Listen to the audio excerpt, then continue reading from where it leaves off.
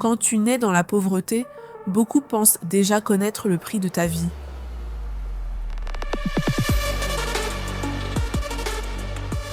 On te demande toujours d'attendre une aide, une chance, des jours meilleurs, mais la faim, les factures et les difficultés, elles, n'attendent pas.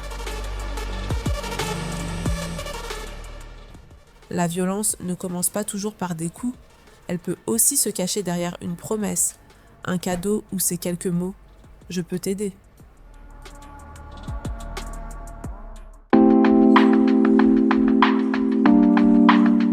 Pendant un moment, tu crois avoir choisi. Les beaux endroits, les cadeaux et les sourires donnent l'impression que ta vie est enfin en train de changer. Mais il existe une autre voie, une voie plus longue, plus difficile et souvent plus solitaire. Travailler, apprendre et étudier quand les autres dorment. Peu à peu, celui qui disait vouloir t'aider commence à tout contrôler, tes sorties, tes vêtements, ton téléphone, tes fréquentations. Lorsque la nécessité ne te laisse aucune autre possibilité, peut-on encore parler de choix ? Tu peux échouer, pleurer, douter de toi, mais un échec ne décide pas de toute ton histoire.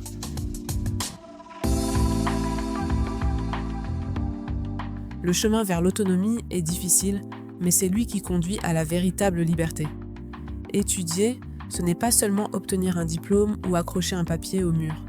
La connaissance te donne une voix, une compétence et la force de dire « non, je peux choisir par moi-même ».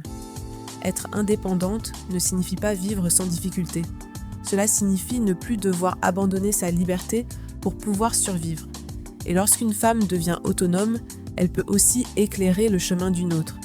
Certains chercheront à rabaisser ton corps, d'autres mépriseront tes capacités. Mais personne ne peut acheter ta dignité. Personne ne peut décider de ta valeur à ta place. Femme Malagasy, les difficultés que tu traverses aujourd'hui ne définissent pas ta valeur. Fais vivre ton intelligence, développe tes talents, protège ta liberté et donne à ta personne toute la dignité qu'elle mérite.